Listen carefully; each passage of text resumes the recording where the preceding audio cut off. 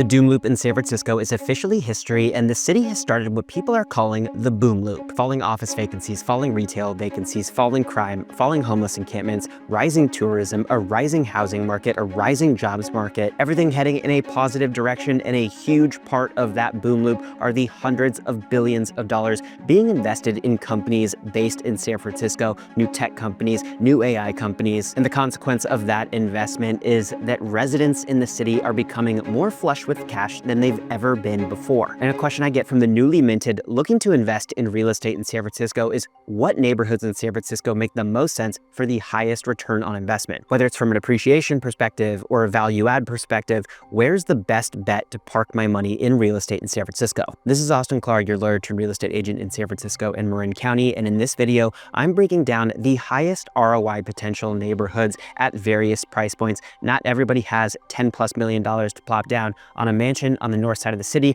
so I want to make sure to hit every tier. I've broken it down into 3 different categories: the sub $3 million range, the middle tier in the $3 to $5 million range, and then the ultra luxury tier in the $5 million+ range. So I'm going to kick it off with neighborhoods in tier 3, neighborhoods where you can buy homes in the sub $3 million range that are great for ROI. And the first neighborhood in that category is the Inner Sunset. The reason this neighborhood has great staying power and high ROI potential is because it offers residents a natural and suburban reprieve from the big city without actually having to leave the city. It provides an urban-suburban mix of lifestyle that is really hard to find except at substantially higher price points. And the reasons why it's less expensive than some of these other neighborhoods that I'm going to talk about later in this video is because of the Sunset's specific location and climate. The area is immediately south of Golden Gate Park, running down to Lawton and Kirkham Streets, and runs from Arguello Boulevard to 19th Avenue east to west. So generally speaking, the west side of San Francisco. And because of that location on the west side of the city,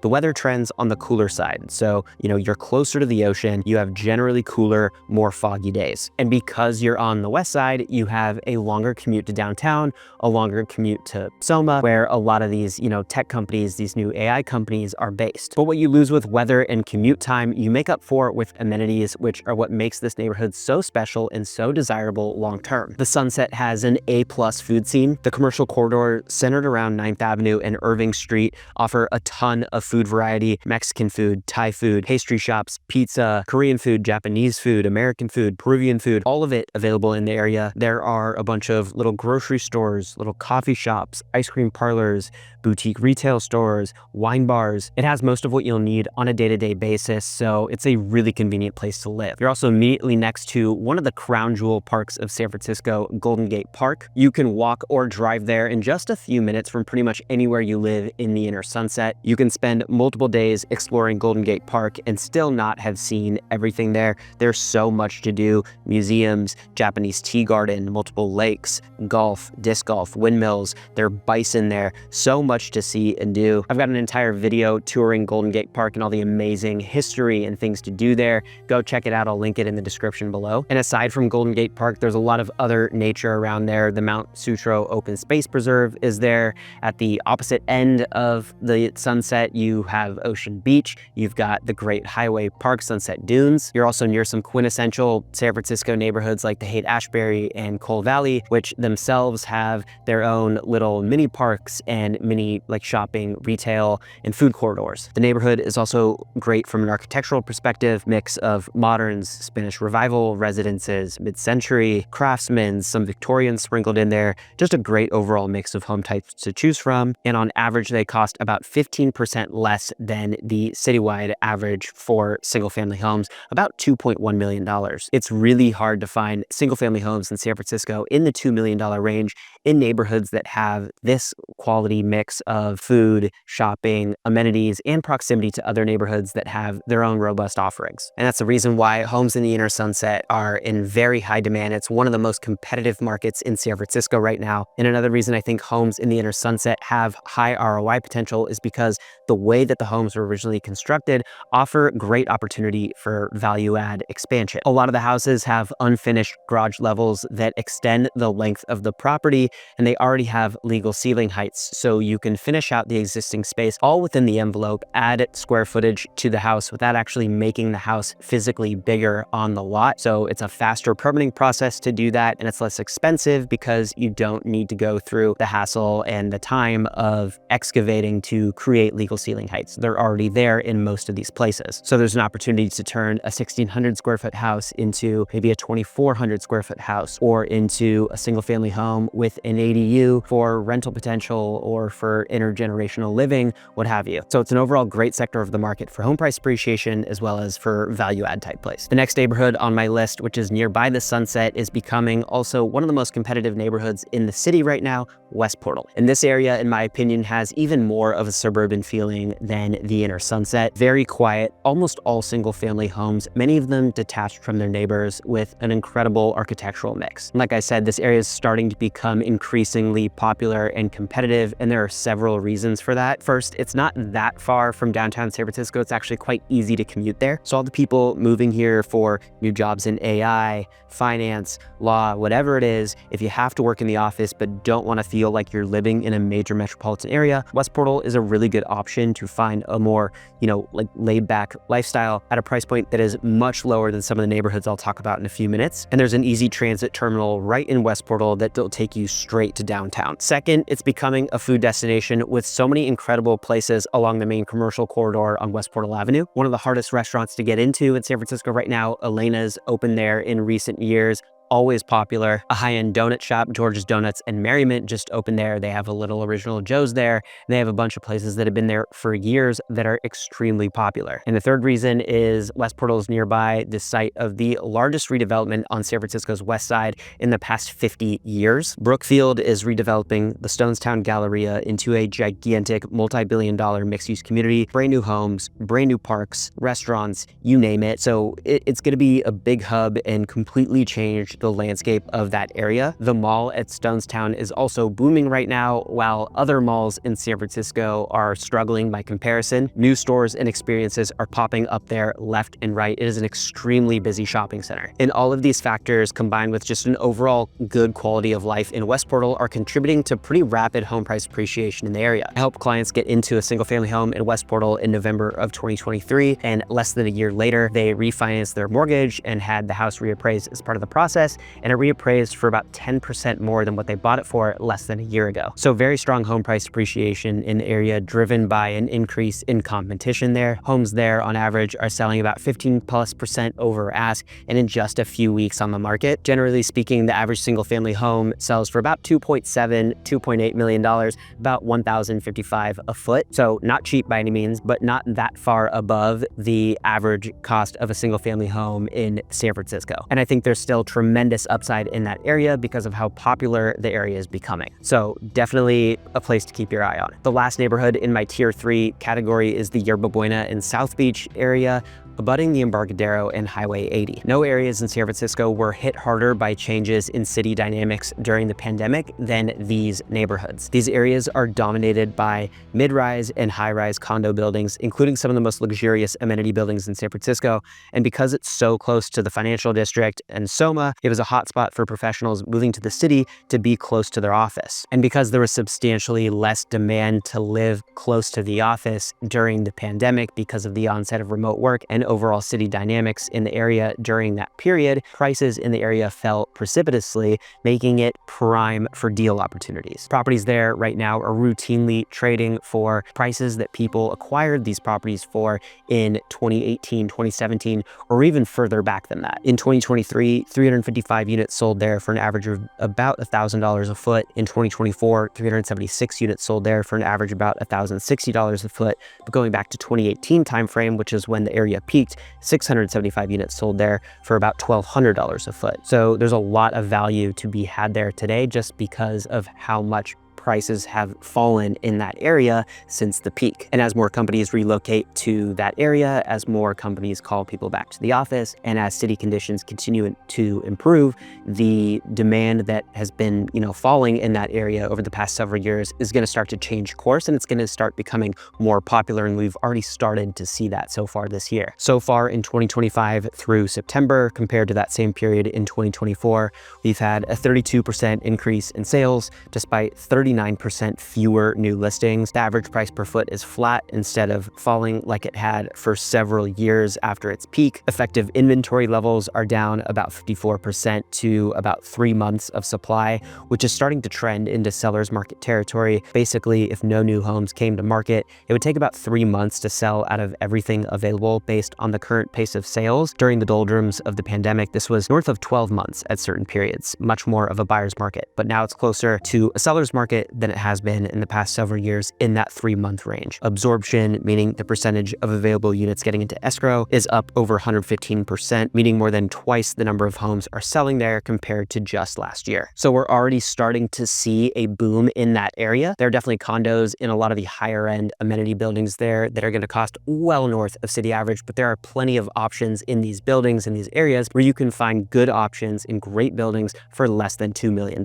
And I genuinely believe this area, aside from being like close to all the businesses that are calling their workers back to the office, I think it's generally a great place to live. I actually lived in the area for a couple of years before moving to where I live now in Pacific Heights, and I loved it. I was working at a law firm in the financial district. I could walk to work every single day. It was a relatively flat walk to the office. The weather there is generally better than in the rest of San Francisco. It has close proximity to the waterfront, the Embarcadero, the ferry building, farmers market. It's an overall great place to live. It's also a really easy commute south if you happen to work for a company that's based in the South Bay or your office is in the South Bay. So overall, really convenient and a lot to offer. And I think it's a great place to invest in real estate right now because of how depressed prices are in the area compared to their peak several years ago and what's going on in the city and in this area in particular right now. If you want to learn more about that area, I've got a separate video going over my time there and the reasons why I ultimately chose to leave there for Pacific Heights. I'll link that in the description below. Go check it out if you're interested. And if you like videos about what's going on in San Francisco's real estate market, current events, new developments, San Francisco history, or lifestyle, I make videos about that stuff every single week, so make sure to subscribe to my channel. And if you're thinking about buying a place in the city and have questions about what all of the changes we're seeing citywide mean for our local real estate market, reach out to me. I was a lawyer at one of the biggest law firms in the world before getting into real estate, and I've helped numerous people relocate here from all over the country. We happen to be a resource for you. I'll put my contact info in the description below. Reach out anytime. Now back to neighborhoods that I think offer incredible ROI, and we're going to move to the next tier of neighborhoods,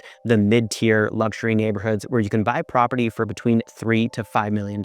And the first neighborhood in this tier is, I think, the most under the radar neighborhood in the entire city. Coal Valley is one of the smallest neighborhoods in San Francisco, but it packs a ton, and I'm honestly surprised not as many people know about it. Located smack in the center of San Francisco, just southeast of Golden Gate Park, it's a very tiny area comprising about 1/5 of a square mile. It's only a few streets wide, but there is a ton packed into that little sliver of San Francisco, and the combination of mild weather, amenities, the rarity of homes hitting the market there make it one of the most sought after areas in the entire city, giving homeowners there solid security for their investment. The area has a very temperate climate. It is outside the cold, like fog zone on the west side of San Francisco, but also outside of like the Sunbelt zone on the eastern and central side of San Francisco. So overall, very middle of the road from a weather perspective. And that easy weather makes all the great amenities in Coal Valley more accessible. The 3-block stretch of Coal Street is the,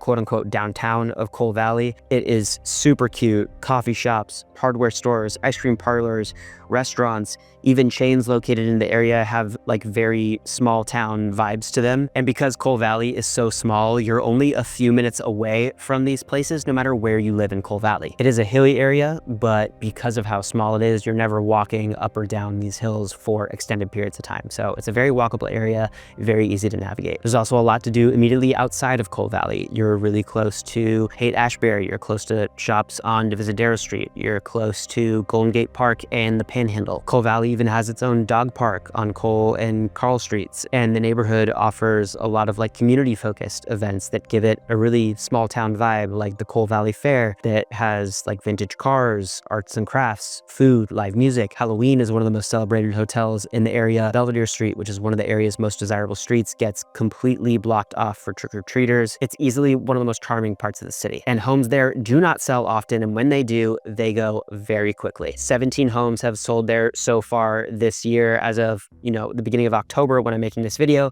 and on average they sell in about 2 weeks. And they sell for about $3.25 million, or about $14.50 a foot. So definitely not cheap, but substantially less than what you would see in a lot of the ultra luxury tier neighborhoods that I'm going to talk about in a few minutes that offer similar blends of kind of urban and suburban living and amenities. It's overall great value given what's available there, which makes it very in demand and a safe bet from an ROI perspective. The next neighborhood on my list is Noe Valley, and the reason why home values here continue to climb is the A+ weather, the A+ views, and a pretty easy commute. You get some of the best weather in San Francisco in Noe Valley because of the specific location where Noe Valley is in San Francisco, in that south central part of the city. The streets are extremely hilly, which means you have views not just from like the upper level or a roof deck in your house. A lot of these places have views from every single level, even from backyards, and the views are very expansive. The views largely span across town to downtown SF to the southeast, so you have full Bay Bridge views,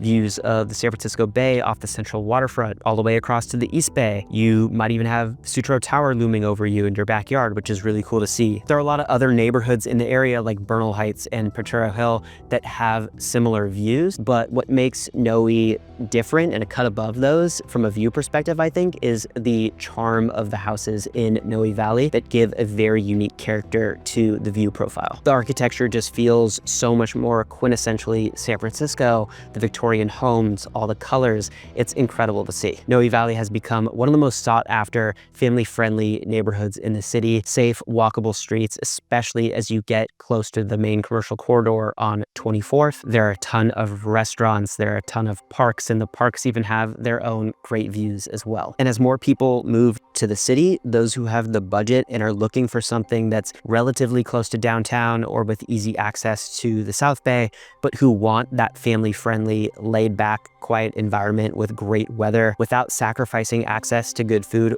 are going to look to Noe as their primary option on the south side of the city. And there's a ton of construction going on in the area. A lot of the original housing stock, which is much smaller, much older houses, are being completely renovated and rebuilt and expanded upon to create these very large, super high-end luxury homes that are driving prices up in the area. So much so that Noe has become one of the most expensive parts of the city in that sector of the city on that south central side. Average cost of a home in the area is around $3 million, a little over $1,300 a foot. And that's just the average. There are definitely homes at the upper end that have traded close to $10 million and over $2,000 a foot. So there's a lot of room for improvement over time to homes and still be within, a safe space from a valuation perspective. And the last neighborhood in my middle tier is the Marina on the north side of San Francisco. There's no other waterfront neighborhood in San Francisco with a better combination of food, shopping, nightlife, walkability, parks, and stunning architecture. And that's why people relocating there from all over the country, whether they're single, moving to the city for their first job,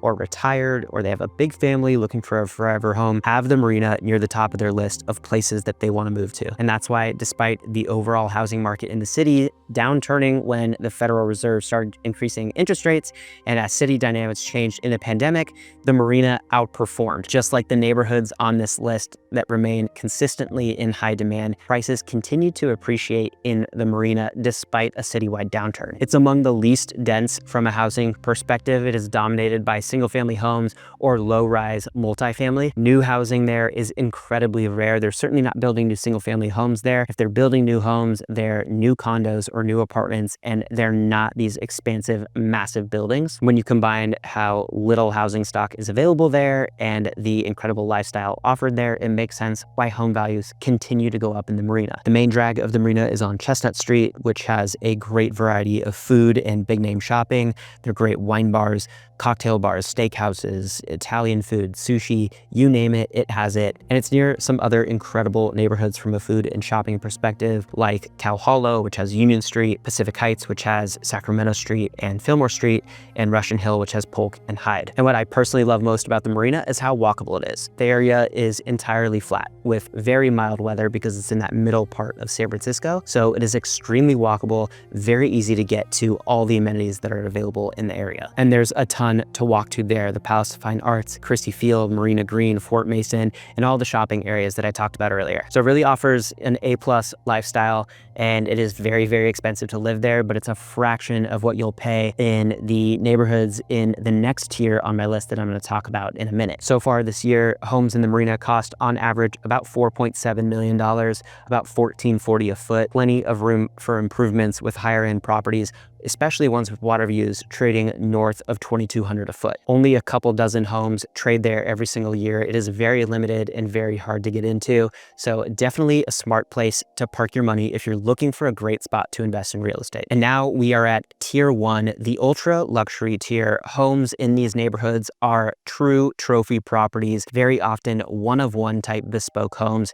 with so much history and charm. These are the most expensive places to buy real estate in San Francisco, and they become more expensive every single year. And the first one on my list is Presidio Terrace. Presidio Terrace is one of 8 master plan communities in San Francisco known as residence parks. These are master plan communities that were designed over a century ago to provide a park-like suburban feeling in an otherwise very urban environment. Presidio Terrace is actually the first one of those to be constructed, and it is the crown jewel of exclusive enclaves in San Francisco. Just 36 lots in the neighborhood, and all of them sit behind San Francisco's only private gate. It's a single street named Presidio Terrace in an ovular shape with the homes arranged surrounding and on the interior of the street. The neighborhood sits immediately west of Presidio Heights, east of the Lake Street neighborhood, and south of the Presidio. So it's surrounded by some of the most serene, peaceful environments you can find in the city, with amenities galore within walking distance, shopping at Laurel Village, food on Clement Street. You've got Mountain Lake Park, you've got the Presidio, you've got the shops and restaurants on Sacramento Street. You are a short drive from Fillmore Street in Pac Heights, or Union Street in Cow Hollow,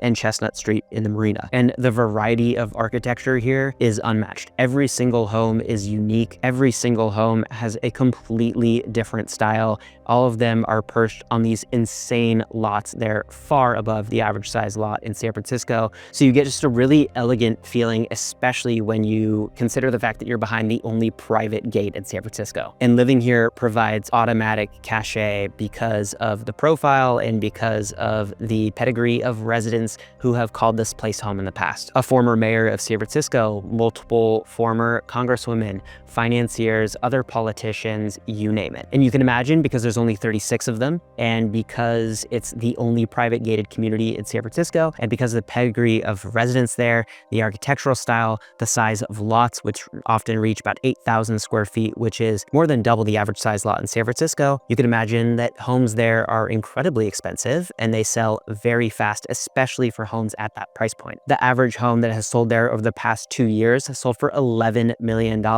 and it has sold in just a couple of weeks on the market, which is insane for homes at that price point. So if you can afford it, buying a place in Presidio Terrace, aside from the incredible lifestyle it's going to offer you and the cachet that it will offer you, will provide a safe bet for investment and long-term appreciation. And sky is the limit there on value if you want to make improvements to your place over time. The next neighborhood on my ultra luxury tier is Seacliff, also on the north side of San Francisco. Seacliff is substantially larger than Presidio Terrace, so it's not quite as exclusive. It's also farther from the shopping and dining scenes of San Francisco, but it's still a sought-after destination by billionaires and executives alike because of its seclusion, because of how peaceful it is, and because it offers something that most other neighborhoods in San Francisco don't: ocean views. Several homes in Seacliff are built literally on a cliff abutting the Pacific Ocean, so residents there have unobstructed water views and Golden Gate views. And just like Presidio Terrace, because of historic zoning for residence parks, there are no businesses in the immediate area. It is just houses. And because Seacliff is farther removed from the main corridors or main commercial corridors than Presidio Terrace, it's among the most peaceful, least trafficked parts of the city, and it's relatively flat, making it very walkable, perfect for exercising outside, or if you have dogs, like going on a walk with your dog. The homes in Seacliff reach staggering sizes, some of them over 10,000 square feet, and the lots there also large, some of them reaching around 1/3 of an acre, which is very rarefied air for places in San Francisco. The average home in Seacliff over the past year cost about $6.7 million, around $1,500 a foot, but there are homes in the area that sell for north of $3,000 a foot, especially for ones that are renovated and are perched on that ocean cliff. The unique view profile, the privacy, the quiet environment, and that historic restrictive zoning makes Seacliff one of the best bets for ROI from an investment standpoint. When you buy a property here, you are buying a one-of-one trophy estate, well worth it with tremendous upside. And last up on my list are two adjacent neighborhoods that routinely trade places for the most expensive neighborhoods to live in San Francisco: Pacific Heights and Presidio Heights. These areas border each other on the north side of the city, and just like the Marina,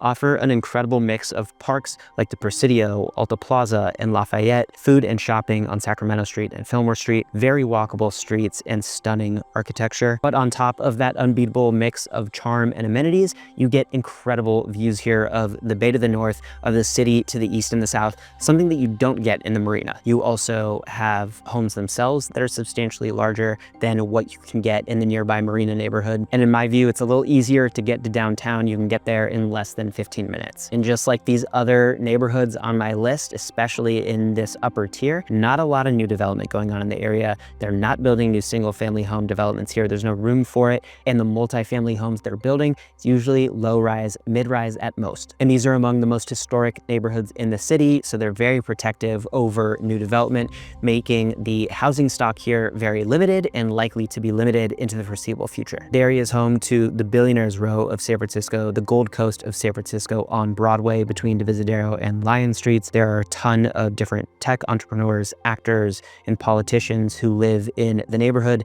Larry Ellison, David Sachs, Mark Pincus, Johnny Ive, Lorene Powell Jobs, Jensen Wong, Julia Roberts, Nancy Pelosi, and many others call Pacific and Presidio Heights home. Whether you've got generational wealth or you've got new money, if you can afford it, these neighborhoods need to be on your list. Homes here on average over the past year cost about $8 million, about $1,750 a foot, but homes at the high end have traded for over $4,000 a foot. Limited inventory combined with an A+ lifestyle, great weather, great amenities, easy commute, and walkable streets make it one of the safest places to park money in real estate in San Francisco. Well, there you have it. Those are the neighborhoods in San Francisco that I think you'll see the highest ROI. If you're looking to park money in real estate, these are safer bets. This is by no means an exhaustive list. There are a ton of other great opportunities out there, great neighborhoods to invest in, whether you're looking just for long-term appreciation or you're looking for some value add type play. There are a lot of different parts of the city that have those opportunities. If you're thinking about buying a place in the city and want to learn more about any of these neighborhoods or other neighborhoods not on this list, reach out to me. I've lived in San Francisco for over 13 years and I've helped numerous people relocate here from all over the country. I'd be happy to be a resource for you. I'll put my contact info in the description below. Reach out anytime. And if you like videos about San Francisco neighborhoods, the lifestyle, current events, new developments, or all things San Francisco real estate, make sure to subscribe to my channel because I make videos about that stuff every single week. And before you go, if you want to learn about how San Francisco is coming back from its downturn during the pandemic,